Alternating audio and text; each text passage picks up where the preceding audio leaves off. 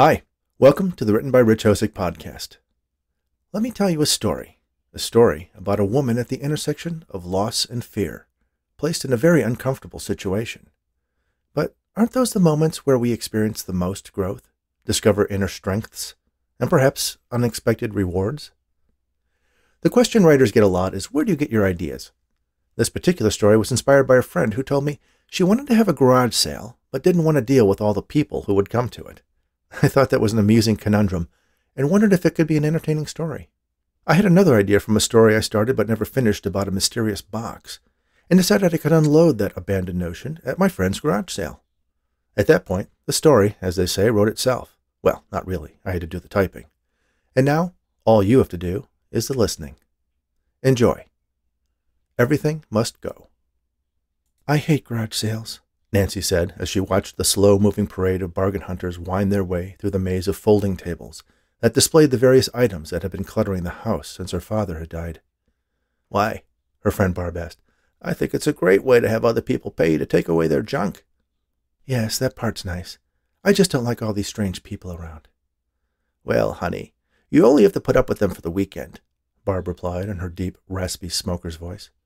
I know, Nancy replied. Are you sure you can't stay and help me out? I'll give you 50% off anything you want. No, thanks, darling. In fact, I'm going to bring some of my stuff tomorrow to try and unload. Thank goodness this town has a high population of hoarders. You'll be fine. Just remember, everything must go, so no price is too low. Right, it is what your father wanted you to do. I mean, the man actually put it in his will, for heaven's sake. Okay. I guess I can suffer through a couple days of strangers in my driveway. Barb gave her friend a parting hug and started off across the lawn to where her old Mercury was parked. Nancy watched her go and instantly became anxious. A few people looked her way and she managed to smile, masking her discomfort. The instructions in her father's will were peculiar, to say the least.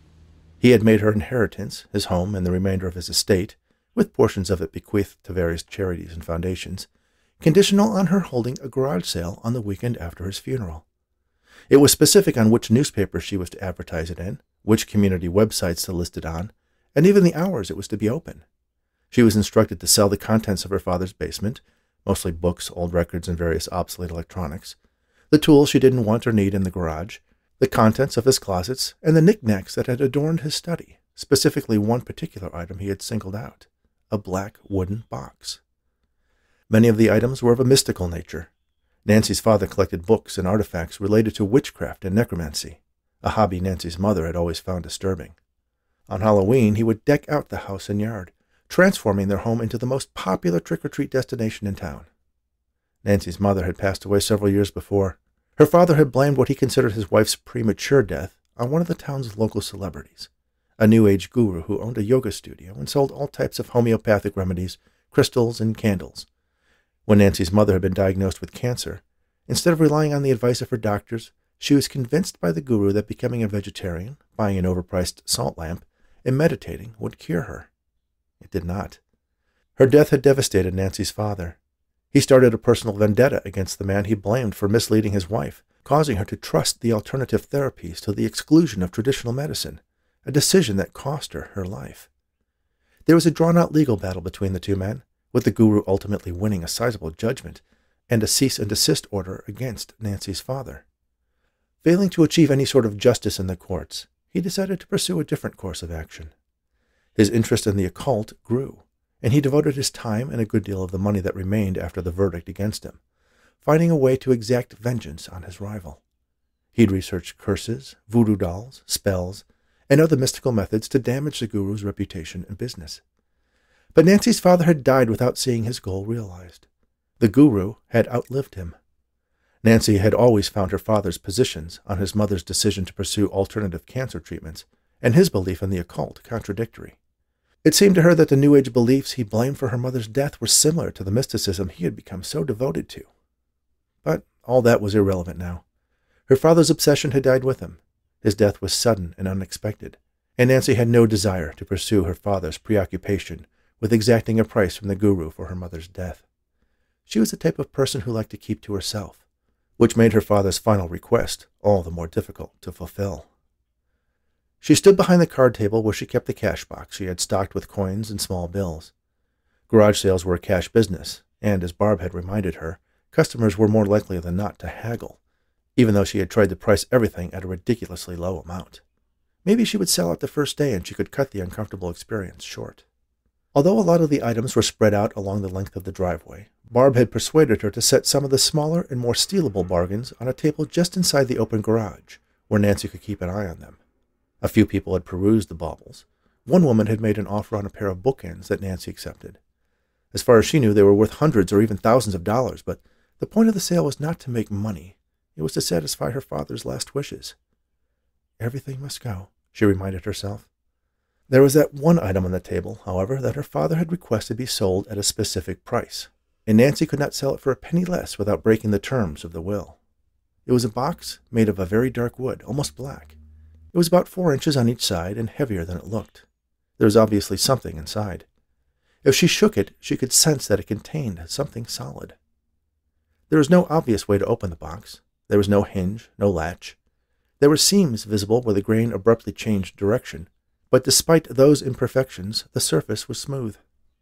The price was $1,000, an extraordinarily expensive item for a garage sale, but her father's instructions had been clear on the matter. $1,000 and not a penny less. Some of the customers had been curious about the box, but when they spied the small sticker with the amount written on it, they quickly set it back in its place and moved on to more affordable items. Nancy wasn't sure what the point of trying to sell this expensive box at a garage sale was. If it was some sort of lesson her father was trying to teach her from beyond the grave, the point of it was completely lost.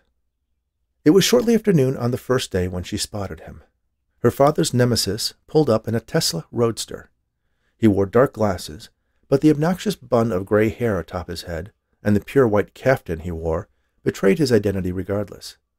Some of the people at the garage sale recognized him. A few were brazen enough to say hello. Nancy froze. What was he doing here? Was this one last dig at her father? The last thing she wanted was to perpetuate their feud. He wandered through the maze of tables, his hands clasped behind his back, carefully scrutinizing the items for sale as he sauntered by, occasionally looking in her direction. Nancy wasn't sure if he recognized her. They had met before. He had had the audacity to make an appearance at her mother's funeral, and she had been present at her father's home when the two men had engaged in a very loud argument for which the police had been called. Eventually, he made his way to the table of knickknacks just inside the open garage. She could tell that he was interested in the box, but was trying not to make his desire known. He made a show of picking up all the items around it, looking at the price tags and then setting them down. When it came time to inspect the wooden box, once he felt its heft, his eyes widened, and he unconsciously licked his lips. He looked at the price tag, then over at Nancy, an expression of surprise on his face. He carried the black wooden box over to where she was standing. "Pardon me, I think there is a mistake on this price tag. It says $1,000 when I think you meant to put a decimal point in the middle. Shouldn't it be $10? He asked. "No, that's correct, $1,000, Nancy assured him. The words came much easier than she expected. He laughed. "Surely you can't honestly believe that anyone would pay $1,000 for this box. Do you even know how to open it?" "No, I don't, but it will cost you $1,000 if you'd like to take it home and try." "I'll tell you what," he said affectionately. "I'll give you $100. Judging by the prices on the rest of the items, you are more interested in getting rid of this junk than profiting from it." He pulled a money clip out of a pocket in his caftan and made a show of peeling off a crisp, new $100 bill. He placed it on the table before her. "If you have 9 more of those, you can take it home," Nancy said. She was starting to enjoy this interaction. All morning she had been the one acquiescing to people's lowball offers. It was nice to turn the tables on someone, and doubly satisfying that it was the guru her father had hated so much. He laughed again. "All right, I'll make it 200, but I'm afraid that's as high as I'm willing to go," he said as he laid a second $100 bill on the table. "Okay," Nancy said, plucking the box out of the man's hands, much to his surprise. "If that's as high as you'll go, I'm afraid I cannot sell it to you. We have some fine belts and shoes you might be interested in," she offered, knowing full well a man who wore caftans and sandals would have no interest in such items. The guru glared at Nancy, then looked down at the box now held tightly in her grasp.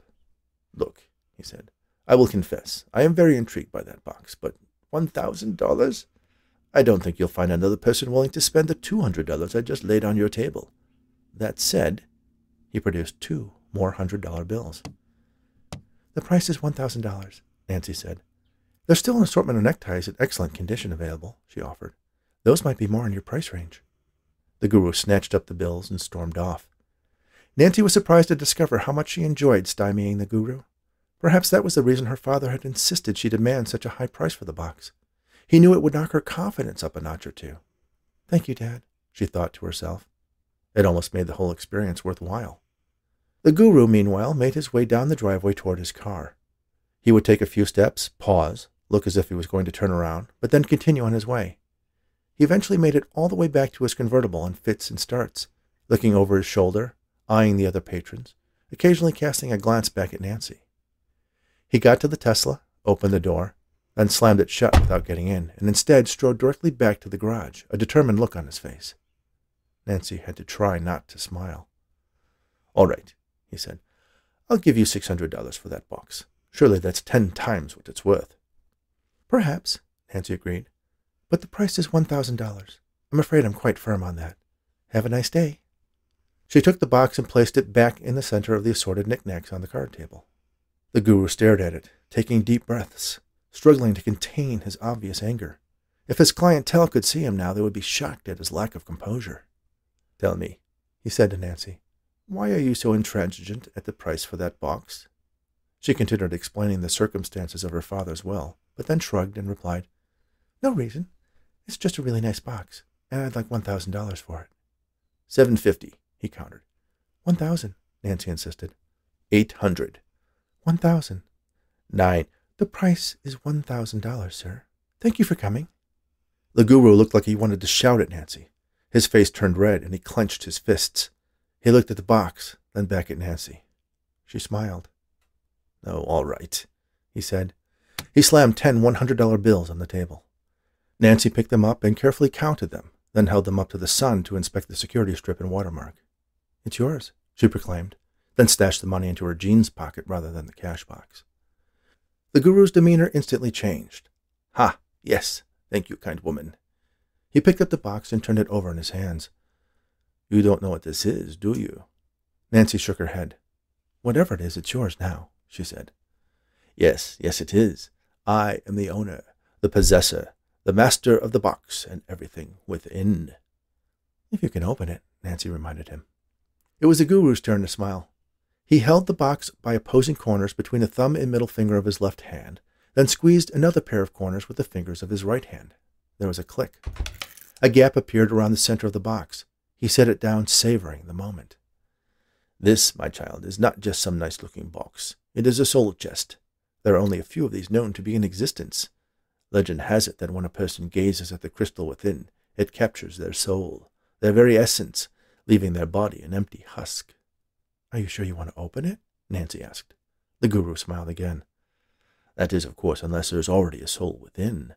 Then the owner of the box becomes the master of that soul, and can command it to do whatever he wills. That doesn't sound very useful, Nancy remarked. I mean, what can a disembodied soul do? It's not like it's a genie and will grant you 3 wishes. You can command it to tell you things, reveal secrets, things like that, he replied defensively. My Alexa does that, she countered. He laughed.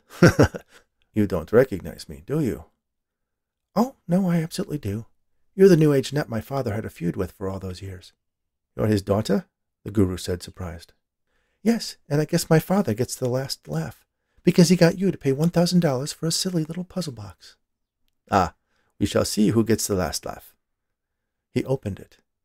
There was a perfectly round, clear crystal inside. He stared at it, perplexed.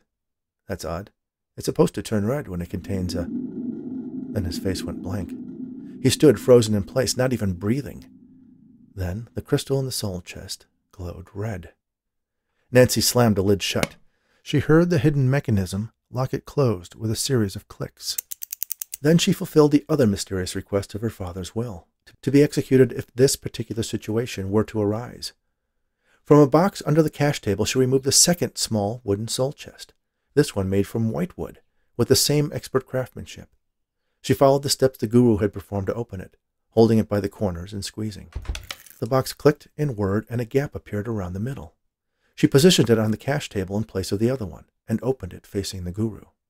The crystal sphere in this one was glowing red, but only for a moment. It dimmed, and then the guru blinked his eyes and took a breath. He looked at Nancy and smiled. "Well done, my dear. You are as clever a girl as there's ever been." The phrase was familiar to Nancy. They were her favorite words of praise from "Father?" she asked.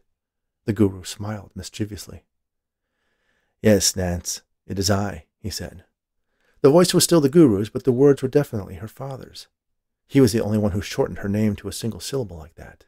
Nance. "I don't understand," she said. "It's quite simple. After I'd exhausted all the legal remedies available to me, and lost quite spectacularly, I devised a plan to take absolutely everything from this devious phony," he explained. "You mean what he said about the soul chest was true?" "Well, I didn't hear what he said. I was in the other box. But what he likely didn't know was that the soul in an already occupied box could move into the body from which the spirit had been captured from another soul chest. I knew he was a notorious garage sale addict, and I was absolutely certain he couldn't pass up this one. I made it known to mutual acquaintances that I had acquired a soul chest, and that when I was ready to die, I was going to transfer myself into it. And then I did so," he said, carefully closing the box to avoid any additional inadvertent soul-sucking. What our unsuspecting friend didn't count on, however, was that I had 2 such chests, and in his arrogance he would assume I was inside the one I instructed you to sell for $1,000.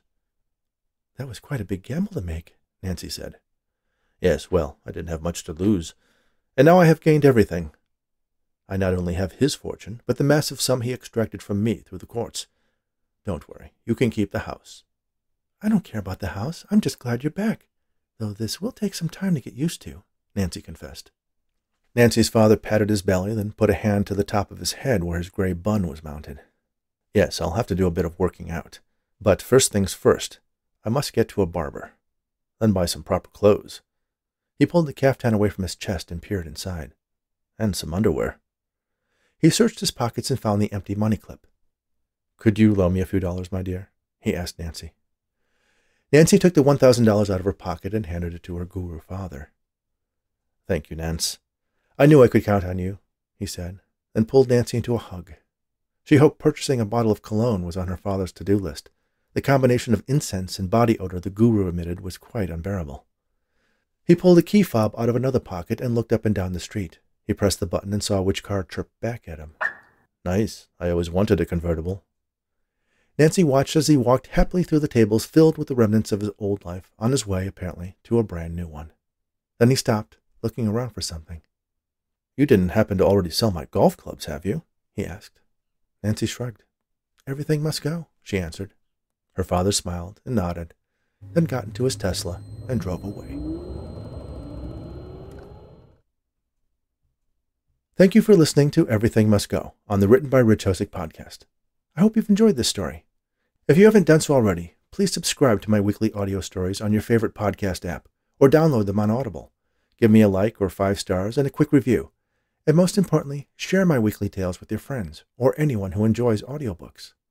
Speaking of audiobooks, if you're a fan of the paranormal, I am currently presenting the audio version of my novel, Near Death, A Rainy Day Investigation, that I co-wrote with my television writing partner, Arnold Rudnick, and our collaborator, parapsychologist Lloyd Auerbach, on this very podcast. New chapters are posted weekly.